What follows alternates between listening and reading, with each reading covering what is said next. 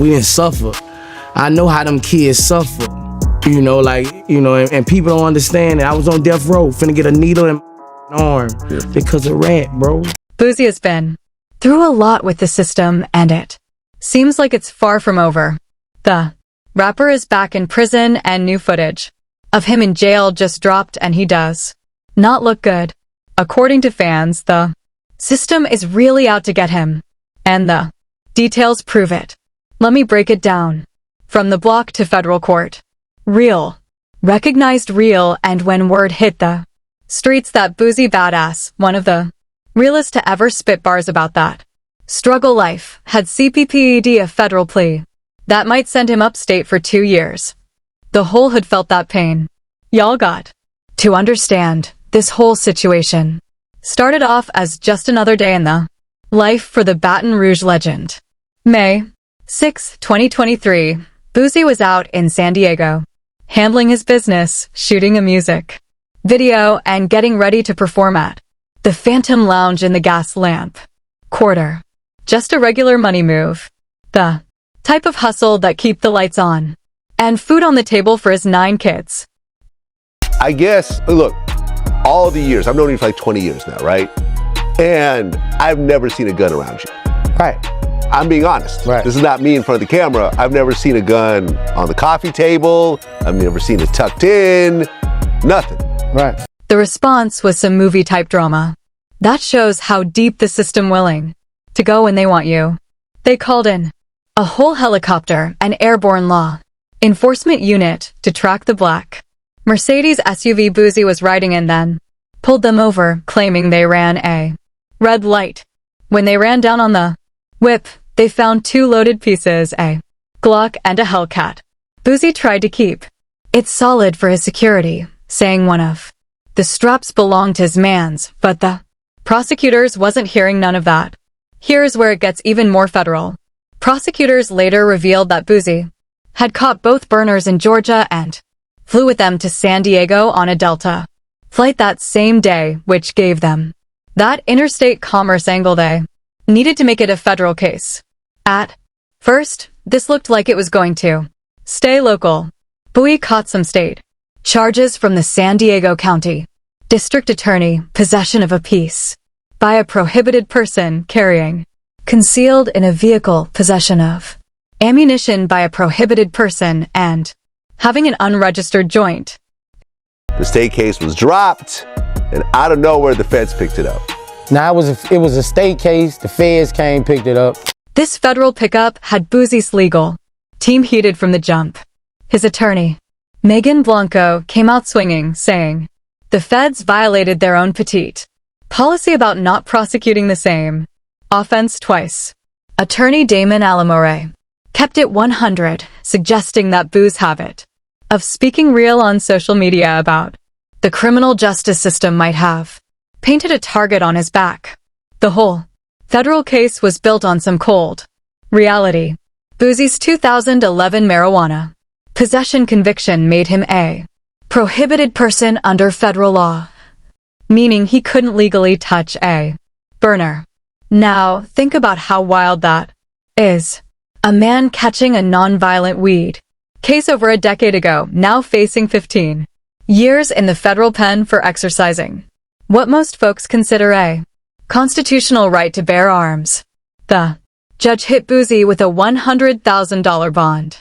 But now he was playing in federal court, where the rules different and the stakes much higher. This wasn't some county.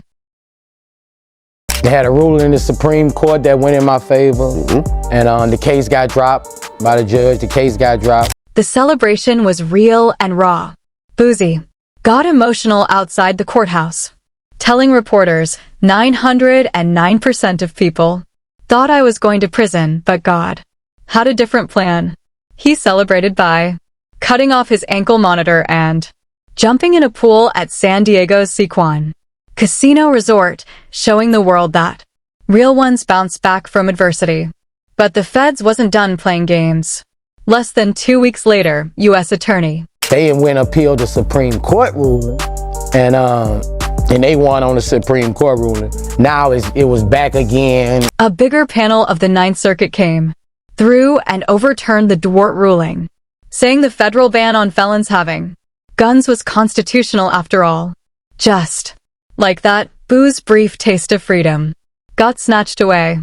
The re-indictment was extra grimy because they added a new drug-related gun charge that carried up to 10 years stacked on top of the 15-year max for the felon in possession charge. Boosie took to social media to express his frustration, calling out what he saw as prosecutorial overreach and straight-up racism. This whole transformation from a local case that might have gotten probation to a federal prosecution with potential decades behind bars shows exactly how the system work when they want to destroy you. The message was crystal clear. When the federal government got you in their crosshairs, they're going to find every angle to put you under the jail. The use of Instagram live surveillance, helicopter tracking, and snatching him up right after the state dismissed charges. All of this shows a level of resources and determination that goes way beyond what regular citizens face for similar situations. This is about sending a message to every street dude who made it out the hood but still keep it real about where they came from. 2. Understand why Boosie Badazz finally threw in the towel and CPPD that federal plea in 2025. We got to dive deep into his history with the system. This wasn't some first-time offender getting jammed up. This was a street veteran who had already been through the fire and came out scarred but still breathing. His past battles with the law shaped every move he made in this latest beef with the feds. When keeping it real goes federal, Boosie's criminal past and the breaking point. Boosie's journey through the criminal justice system started when he was just a young bull running the streets of Baton Rouge, growing up on West Garfield Street in some of the roughest projects Louisiana had to offer. Goes federal. Boosie's criminal past and the breaking point.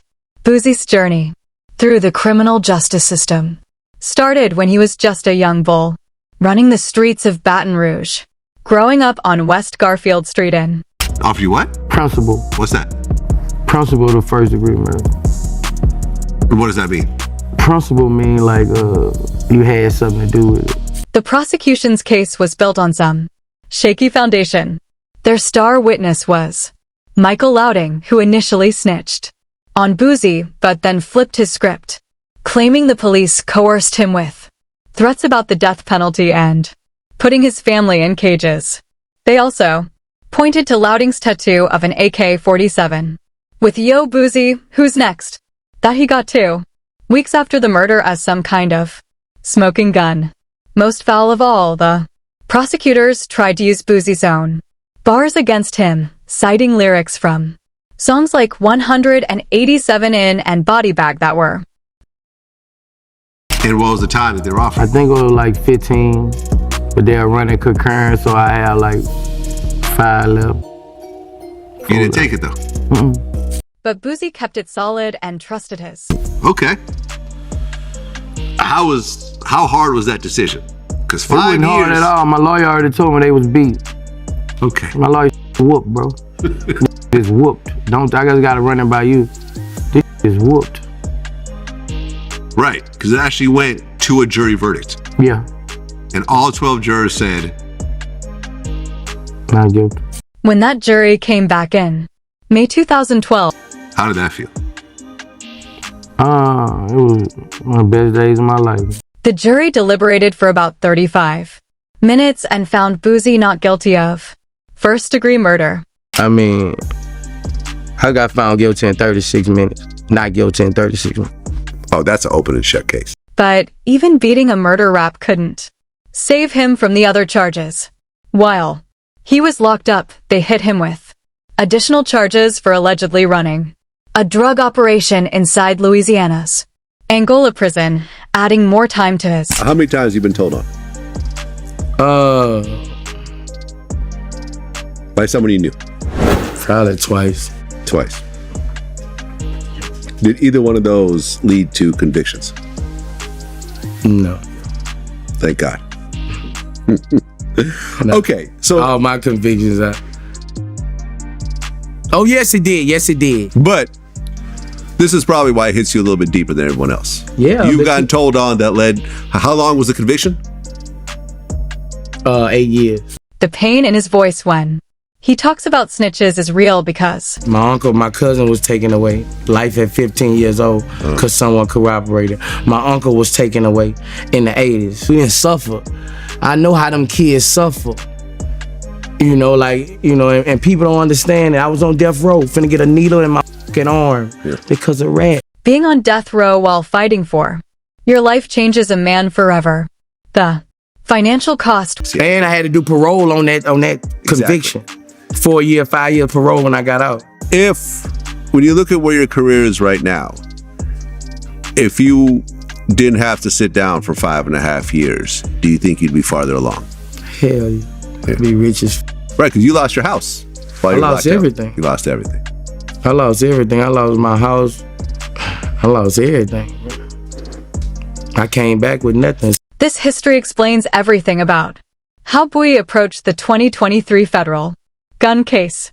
When you've already stared death in the face, spent years on death row, lost everything you worked for, and had to rebuild from nothing, you develop a different relationship with risk and reward. By August 2025, after 3 years of fighting the feds, watching the case get dismissed and then refiled, seeing them add bogus charges and threaten him with decades in prison, Boosie reached his limit. He took to X and kept it 100 with his fans. Just accepted a plea from the federal government on my gun case. How do you feel about the sentencing that's coming up? I just told you I trust in God. That's how I feel. I feel like God gon', because my mama got on my ass the other day and so told me, cause my mom, they heavy on God, bro. His mother's intervention was powerful, calling him out for seeking political. Stop asking important. You taking your faith out. You taking your faith out of God. You ask God to put faith in a man. Stop asking a man. Stop asking people. I could have appealed that, but that'll be 2-3 more years, and I'm just wasn't gonna go to trial with it. Yeah. I wasn't gonna go to trial with it from the dump actually, but I feel like this the right move for me. The plea deal was actually a victory, considering what he was facing. A recommended 2-year sentence with 3 years of supervised release instead of the 15-year maximum. Even better, prosecutors agreed not to seek a monetary fine because of Boosie's limited financial prospects. The man who once refused a 15-year plea deal on a murder charge had learned the value of strategic surrender. Sometimes staying free to fight another day is better than risking everything on principle. The streets taught him how to survive, but experience taught him when to pick his battles, beefs, controversies, and the road ahead. While Boosie Badazz was fighting federal charges, he was also catching smoke from multiple directions. In the court of public opinion, his legal troubles might have been front page news, but his ongoing beefs and controversial statements kept him in the Marlo Mike was the nigga. He killed 9 black people before he even got 16 years old. But you know what? That kid watched somebody die when he was a baby, and he remembered the murder. And that kid also suffered with mental health. And little Boosie running around here talking like he tough in the motherfucker. And got a 16-year-old kid with life without parole. Charleston Whites. Attacks on Boosie are straight demonic. This clout-chasing clown has accused Boosie of threatening a Baton Rouge club promoter to stop White from performing in Boosie City, claiming he called the FBI about alleged threats on his life. But it gets way more personal and cruel than that. White consistently mocks Boosie's diabetes and health problems, predicting he'll deteriorate fast in prison and even betting $10,000 that Matter of fact, right now, Father God, in the name of Jesus, I pray Boosie get at least 36 months, God. Father God, he done gotten away too many times. You done gave him too many chances, Lord. Every knee go bow and every tongue go confess. Boosie knee ain't bowed yet, God, because he still upholds the world and the streets and the same thing that you are against: sexual lust and perversion, God. This snake even wrote a letter to the federal judge trying to get Boosie the maximum sentence, bringing up his old murder trial and claiming Boosie disrespected law enforcement. That's some next level hate. That goes beyond anything resembling normal beef. What's crazy is how Boosie... But I guess that never I don't happened. need no apology. I know, you don't need an apology, but I felt that if I had the chance to do that, I would at least try. Unfortunately, it didn't work. But Charleston White isn't Boosie's only problem when it comes to public controversies. His stance on LGBTQ+ issues has created some major public relations disasters that have damaged his reputation beyond the hood.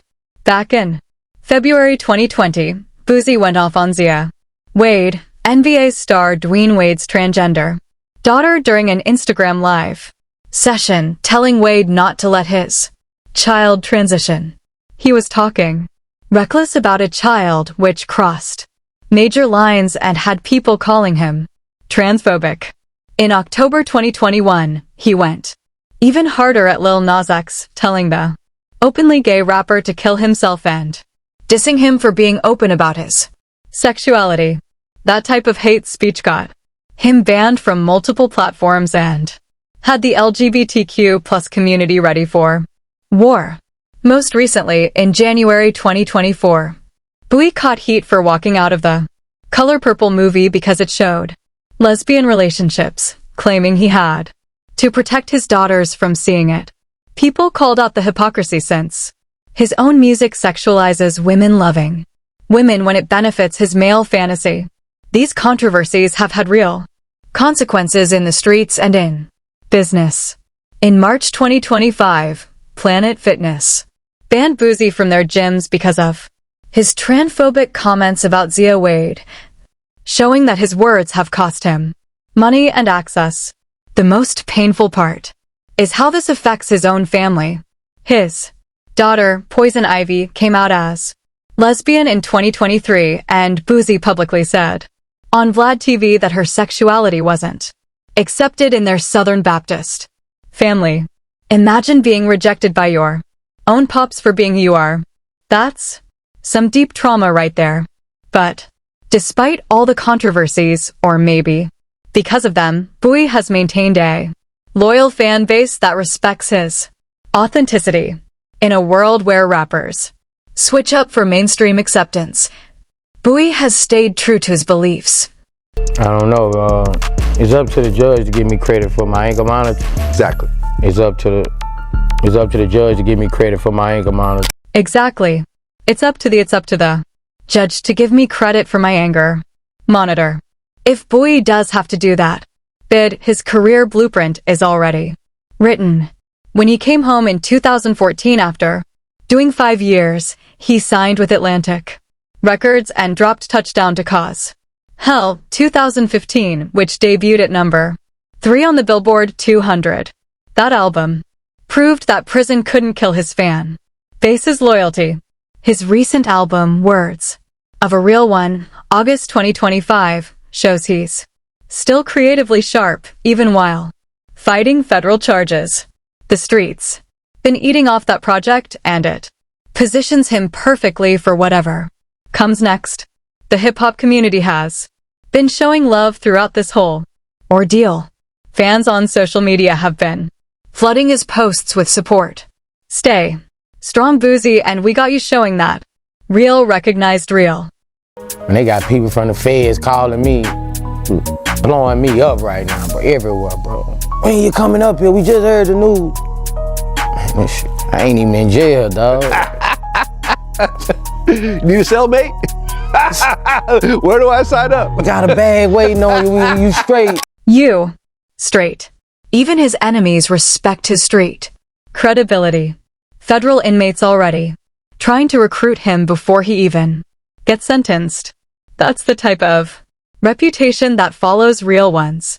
Wherever they go, media outlets like Billboard and Rolling Out are already talking about how resolving this case, even with prison time, gives Boosie closure to focus on his music career.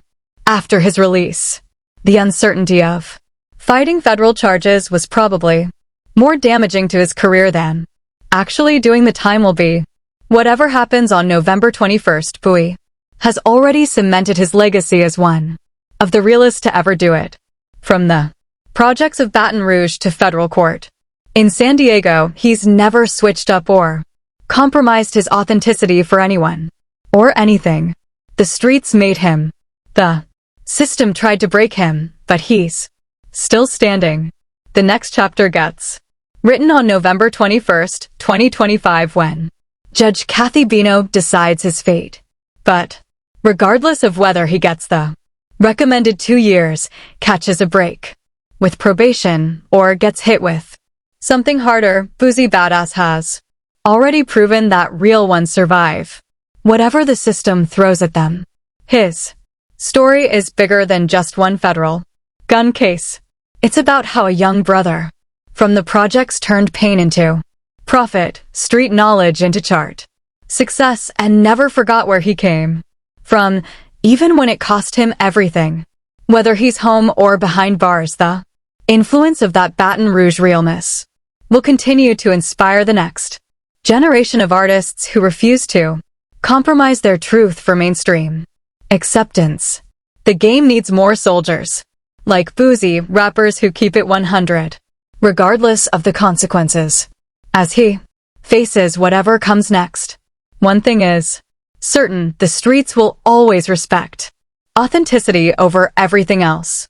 And Boosie Badazz embodies that principle like few others in the history of hip-hop. Like this video.